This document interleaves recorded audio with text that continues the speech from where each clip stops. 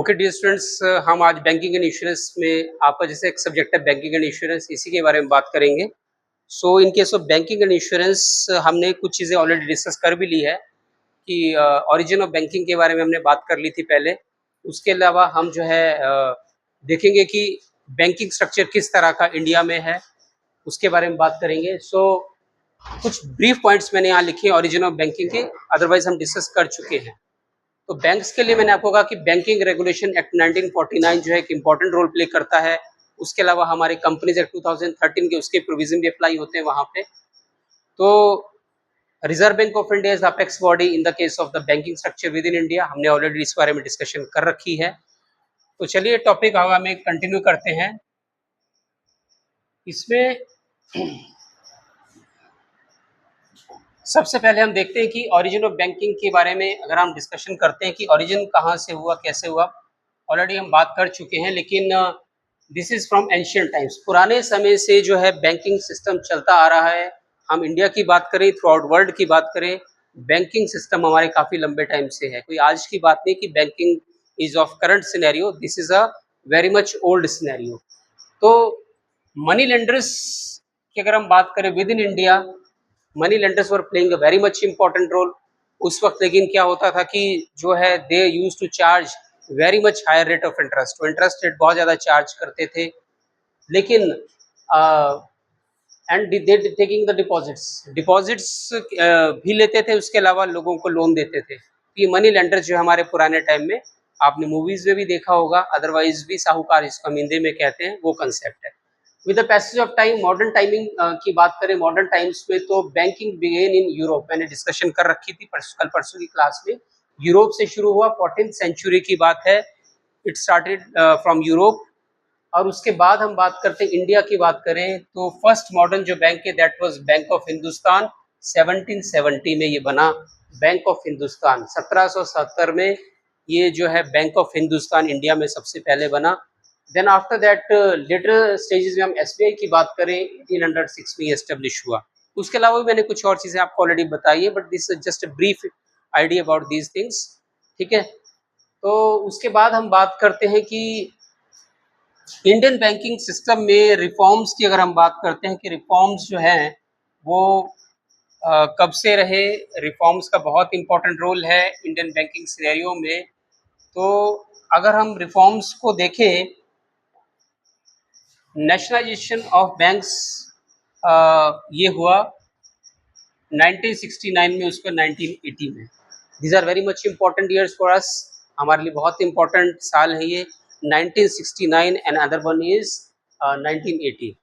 इन दोनों में जो है हमारे नेशनलाइजेशन ऑफ बैंक्स हुआ, राष्ट्रीयकरण हम जिसको बोलते हैं, प्राइवेटाइजेशन से नेशनलाइजेशन की तरफ हुआ।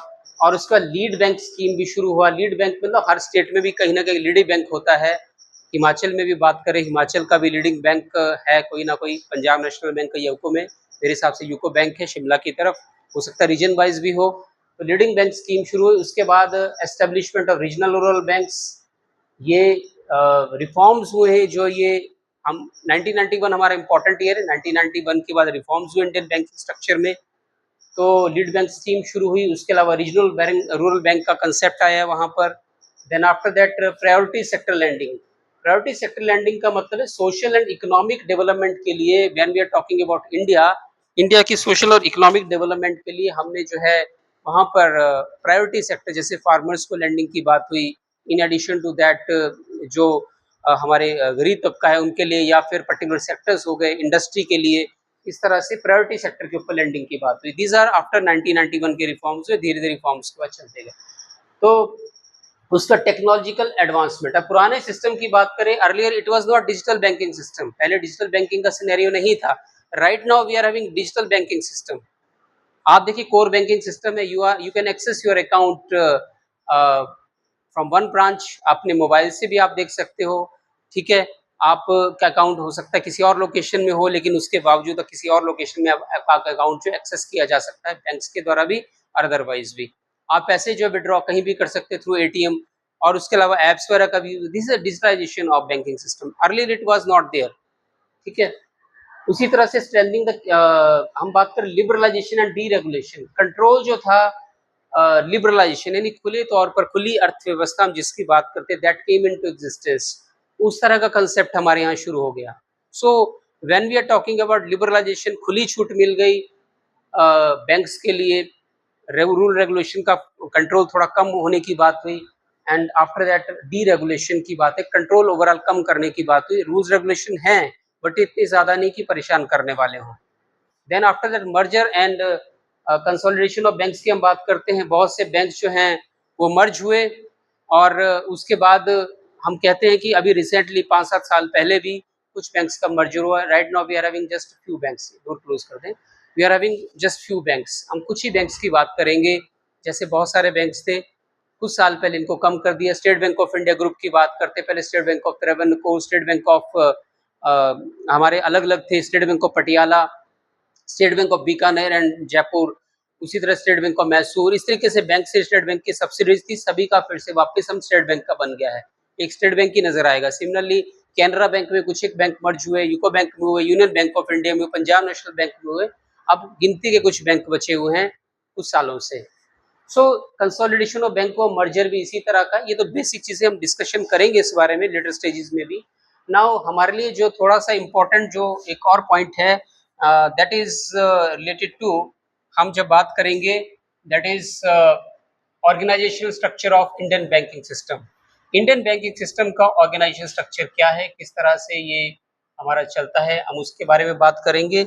सो यहाँ पर हमने इसके बारे में ऑलरेडी देख लिया है कुछ हद तक कुछ चीज़ों को, बट उसके बावजूद भी हम देखेंगे। Reserve bank of India is the apex bank with in India, सबसे बड़ा बैंक है इंडिया का, that is keeping control over all the banks with in India. पूरे इंडिया में कंट्रोल जो करता है that is RBI, RBI control कर रहा है उस चीज़ के ऊपर। Similarly when we are talking about RBI act, RBI act 1935 जो है उसके लिए बना है, रिजर्व बैंक ऑफ इंडिया के लिए।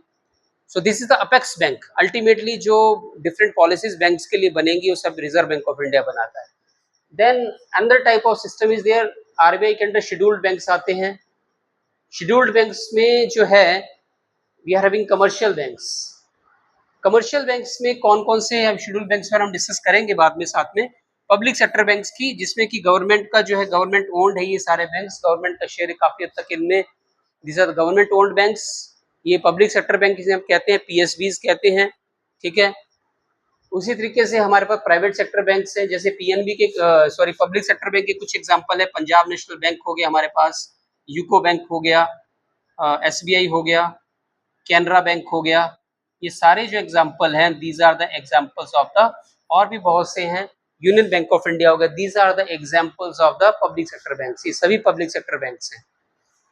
उसके अलावा हम बात करते हैं प्राइवेट सेक्टर बैंक्स की, तो प्राइवेट सेक्टर बैंक्स जो हैं वो भी जैसे हम, these are the privately owned, private sector के कंट्रोल इसमें रहता है। तो इसमें अगर हम बात करते हैं जैसे आईसीआईसीआई, ठीक है, ये हो गया, एचडीएफसी बैंक हो गया, एक्सिस बैंक हो गया, एचएसबीसी तो चलो इंटरनेशनल बैंक हो गया। तो ये 3-4 बैंक जो मैंने आपको कहे, ये वाले सारे जो हैं, आईसीआईसीआई, एचडीएफसी, एक्सिस, ये जो बैंक है these are the private sector banks. और भी होंगे बट मैंने रफली कुछ एग्जांपल्स दिए। Control and ownership is in the hands of the private sector, वहां पे प्राइवेट सेक्टर का कंट्रोल वहां पर है। Now another type of banks which are important for us, these are basically foreign banks. अगर हम फॉरेन बैंक्स की बात करें, these are owned by the foreign banks, बाहर के जो बैंक है। एक एग्जांपल है हमारे सामने, HSBC, Hong Kong Shanghai banking corporation, HSBC bank, this is basically international bank, registered out of India but working with in India also. ऐसे कुछ और एग्जांपल्स भी होंगे। बार्कलेज बैंक, बार्कलेज बैंक ये इंडिया से बाहर रजिस्टर्ड है but right now it's also working in some places, metro cities वगैरह में हो सकते हैं, और भी बैंक्स होंगे, we have to search about that. हम देखेंगे कौन कौन से बैंक्स हो सकते हैं इस तरह के। तो रफली मैंने आपसे स्ट्रक्चर की बात की कि स्ट्रक्चर क्या है हमारा। अगर हम स्ट्रक्चर की बात करें, देन आफ्टर दिस हम नेक्स्ट बात करेंगे, दैट इज कमर्शियल बैंक्स हो गए। कमर्शियल बैंक्स के बाद हमारे पास आ गया regional rural banks and cooperative banks.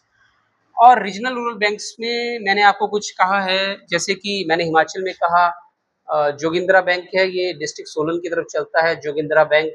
ये देखना पड़ेगा स्पेसिफिकली ये कोऑपरेटिव बैंक की कैटेगरी में, रीजनल में हम देखेंगे, इस बारे में डिस्कशन करेंगे, बट रफली मैं आपसे बात कर रहा हूँ। ठीक है, कांगड़ा कोऑपरेटिव बैंक हमने डिस्कशन वैसे कर लिया इस बारे में ऑलरेडी। कांगड़ा कोऑपरेटिव बैंक, ये आपके यहाँ ब्रांचेस हैं। सोलन डिस्ट्रिक्ट की तरफ आप देखेंगे बघाट बैंक, ये जो बैंक्स है विद इन हिमाचल जो है कुछ एक ये रीजनल रूरल बैंक्स की कैटेगरी में है, कोऑपरेटिव बैंक्स में है। Similarly in case of Punjab वहाँ पर भी होंगे, हरियाणा में भी होंगे, किसी और स्टेट्स में भी होंगे। डिटेल में हम डिस्कशन करेंगे बाद में, ठीक है। उसके बाद हमारे पास आता है इसमें भी दो कैटेगरीज मैंने आपको कहा, जैसे कि urban cooperative bank and another state cooperative bank. ये जो बघाट बैंक मुझे लगता है this is urban cooperative bank, urban areas में शायद होगा ये, फिर भी देखना पड़ेगा, I am not sure about that, we have to see. So ये इनमें भी फर्दर क्लासिफिकेशन कर रखी है, स्टेट कोऑपरेटिव एंड दिस। उसके अलावा जो दूसरे बैंक्स हैं दीज आर अनशेड्यूल्ड बैंक्स, ये सारे शेड्यूल्ड बैंक्स हैं। शेड्यूल्ड है ये बैंकिंग रेगुलेशन एक्ट है, आरबीआई में शेड्यूल है, उसके अकॉर्डिंगली ये सारे रजिस्टर्ड वहां पर होते हैं। लेकिन इसके अलावा अनशेड्यूल्ड बैंक्स हैं, ये आरबीआई एक्ट 1934 जो कि उस शेड्यूल के सेकेंड शेड्यूल जो है उसमें वो रजिस्टर्ड नहीं है। ऐसे कोई भी बैंक्स हैं, these are the unscheduled banks, ठीक है। तो ये कौन सी कैटेगरी है, क्या है, will discuss about that in later stages, देखेंगे। बट प्राइमरीली हम बात कर रहे हैं कि ये क्या है, बैंक्स का स्ट्रक्चर क्या है। उसके बाद हम बात करेंगे कि what are the challenges before the banks. अगर हम इंडिया में बात करें कि क्या चैलेंजेस नजर आते हैं बैंकिंग स्ट्रक्चर के, हम अगर देखें तो जो चैलेंजेस हैं will discuss about that. Psychological challenges, कौन कौन सी चुनौतियां हैं इंडियन बैंकिंग सिस्टम के सामने, इंडियन बैंकिंग इंडस्ट्री के सामने, we will discuss about that. यहाँ पर अगर हम देखें साइकोलॉजिकल इशू है, there is a lack of confidence and trust among the customers specially in rural areas. जो गांव के जो एरिया है उनमें ट्रस्ट नहीं है बैंक्स के लिए, कहीं ना कहीं है बट इतना भी नहीं, काफी हद तक है, मना नहीं कर सकते कि ट्रस्ट नहीं, बट फिर भी कहीं ना कहीं साइकोलॉजिकल प्रॉब्लम इज देयर, मनोवैज्ञानिक तौर पर कहीं ना कहीं ट्रस्ट की थोड़ी कमी नजर आती है, ठीक है। So this is a challenge with in India as for the banking system is concern. There is a lack of knowledge, technical knowledge, technological knowledge. Each and every person is not having the proper technological knowledge, सभी के पास technological knowledge बहुत अच्छी नहीं है। बहुत से लोग, ये बुजुर्ग भी अपने अकाउंट चेक करते हैं, देखते हैं, लेकिन वो यूपीआई वगैरह यूज नहीं कर पाते होंगे, और चीजें यूज नहीं कर पाते। हम देखें बैंक्स एटीएम्स हैं उनका यूज नहीं कर पाते, टेक्नोलॉजिकल इशू भी कहीं ना कहीं वहां पर है। Still the persons are going for the banks branches and making the transactions there. सो यहाँ पर मैंने कहा कि मॉडर्न बैंकिंग जो सर्विसेज है उनका फायदा नहीं उठा पाते, जैसे कि मैंने आपको कहा this is one of the trouble there. Then after that insufficient technology, technology भी इतनी एडवांस है बट फिर भी कहीं ना कहीं कमी। हम ये नहीं कहते कि टेक्नोलॉजी इतनी बढ़िया नहीं आ चुकी है, फिर भी शायद जरूरत है कि और एडवांस चीजें आए as compare to other countries of the world. हम फिर भी ज्यादा अच्छे हैं बट फिर भी शायद हमें और फास्ट करने की जरूरत है। So inadequate use of advanced technology in some banks, कुछ बैंक्स में एडवांस टेक्नोलॉजी का प्रॉपरली यूज नहीं हो पाता है। This is again another challenge in front of the Indian banking system. Then poor network, although आपको रूरल एरियाज में भी आज की तारीख में बैंक्स की ब्रांचेस मिल जाएंगी बट उतनी पेनिट्रेशन शायद फिर भी ना हो जितनी पोस्ट ऑफिस की शायद है। बेटर आप ही बता सकते हैं जो गांव में रहते हैं ज्यादा, कि क्या आपके सब जगह बैंक ब्रांचेस हैं या नहीं है। एज कम्पेयर टू दैट मुझे लगता है पोस्ट ऑफिस शायद इजीली एक्सेसिबल होंगे, जो मुझे जनरल मैं समझता हूँ। बाकी बेटर आप भी बता सकते हैं जो गांव में रहते हैं, दूर दराज के एरियाज में रहते हैं। So uneven branch network, ATM भी सब जगह शायद नहीं नजर आएंगे। They have to withdraw the money, bank branch में जाना पड़ेगा, पूरा दिन वेस्ट करना पड़ेगा, तब जाके विड्रॉ कर सकते हैं, डिपॉजिट कर सकते हैं, ठीक है। हम खासतौर से रूरल एरियाज की बात कर रहे हैं, रिमोट एरियाज की बात कर रहे हैं, वहां पर ऐसी जो दूर दराज के इलाके हैं उनमें ये ज्यादा प्रॉब्लम नजर आएगी इस तरह की। Then socio economic factors are also there, low income group, illiteracy, education जो है, लोगों को पढ़ना लिखना आता है बट उतना भी नहीं, पूरा फॉर्म नहीं समझ पाएंगे और चीजें नहीं समझ पाते हैं। अनएम्प्लॉयमेंट भी है, वो भी बैंकिंग को अफेक्ट करती है। When there is unemployment naturally what can happen, नजर नहीं आ रहा तो उस तरफ बैठ जाए आपकी थोड़ा सा। अनएम्प्लॉयमेंट होगा तो नेचुरल इनकम के सोर्सेज नहीं होंगे, इनकम के सोर्सेज नहीं होंगे तो अल्टीमेटली क्या होगा कि वहां पर डिपॉजिट नहीं कर पाएंगे पैसे, ठीक है। उसके अलावा रूरल ब्रांच जो नेटवर्क है वहां पर उनको मेंटेन करना भी एक अपने आप में चैलेंज है बैंक्स के लिए, क्योंकि ब्रांच नेटवर्क वहां पे चलाना है, एम्प्लॉयज भी चाहिए और भी प्रॉब्लम्स हैं, ये भी चैलेंज है कहीं तो हमने डिस्कस किया। देयर में भी question to what are the Indian, what is Indian banking system, थोड़ा चैलेंजेस बताएं, इस तरह के क्वेश्चन आपके सामने हो सकते हैं। कुछ एक और इम्पोर्टेंट पॉइंट्स हैं जिनकी हम बात करेंगे इंडियन बैंकिंग सिस्टम की, that is playing very much important role in the economic development. हमारी भारत की जो अर्थव्यवस्था है उसको डेवलप करने में कहीं ना कहीं इंडियन बैंकिंग सिस्टम का बहुत इंपॉर्टेंट रोल है when we are talking about that. So banks are very much important for us, ठीक है। तो आरबीआई जो है that is regulating and supervising the entire banking system. जो हमारा बैंकिंग सिस्टम है उसको कंट्रोल करने में किसका रोल है? Reserve bank of India. जैसा कि मैंने आपको कहा, this the apex body with in India. International level पर भी आपको मिलेगा ऐसा ही कुछ। हम देखेंगे बैंक ऑस्ट्रेलिया में भी अपेक्स बैंक होगा, अपना यूएस में भी होगा, कनाडा में भी होगा। हर कंट्री का अपना अपेक्स बैंक होता है, सबसे बड़ा बैंक है, वो भी कंट्रोल करता है बाकी पूरे सभी बैंक्स को। सो आरबीआई का बहुत इंपॉर्टेंट रोल है, जिससे कि ultimately there is a faith among the customers. लोगों के बीच में फेथ होती है कि हाँ, हमारा बैंकिंग स्ट्रक्चर है that is performing very much well. Then cooperative banks are playing very much important role in the rural and urban areas. cooperative banks, आपने cooperative societies के बारे में पढ़ा होगा, तो बैंकिंग स्ट्रक्चर में भी वो cooperative सिस्टम है, ठीक है, नीड बेस्ड है। अब देखिए सेल्फ हेल्प ग्रुप और इन सबकी भी मदद करते हैं बैंक्स भी कहीं ना कहीं, जो कि लेडीज हैं, फीमेल्स हैं, अपना वो चटनी बना रही है, अचार बना रही हैं, इस तरह के जो होम प्रोडक्ट्स हैं या कोई और प्रोडक्ट्स हैं, ठीक है, जो भी जिस एरिया की स्पेशलिटी है उस एरिया के हिसाब से बनाते हैं और बैंक से प्रोवाइडिंग हेल्प टू देम। तो cooperative banking structure that is again very much important there. Then after that अगर हम बात करें, और कई चीजें यहाँ पर जो है नजर आती हैं, जैसे कि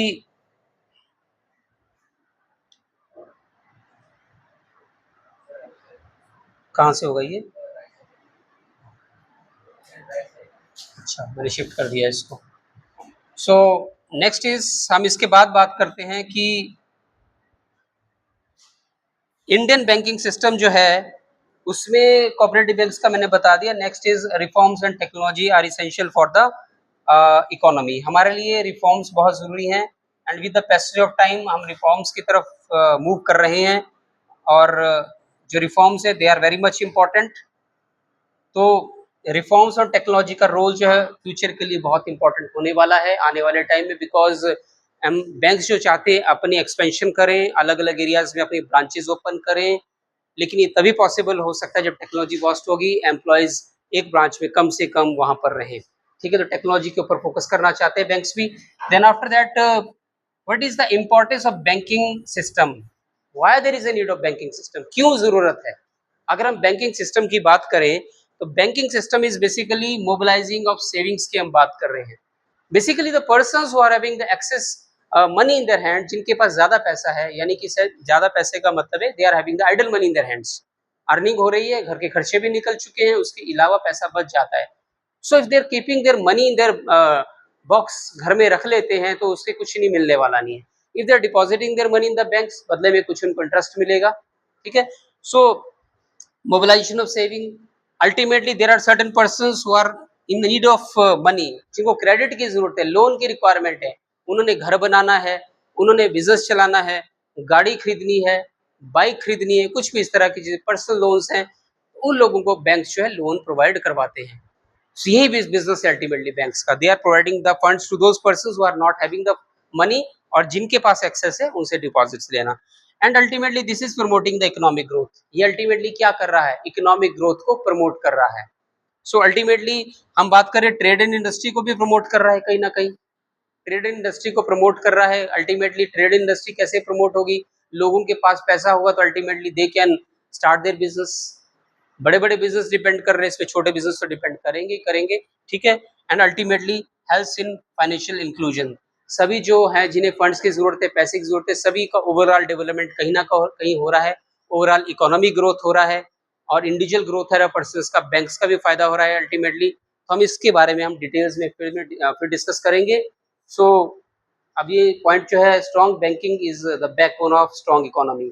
हमारी इकोनॉमी को अगर स्ट्रॉन्ग करना है, will have to make the banking structure very much active. Thank you so much. Thank you for your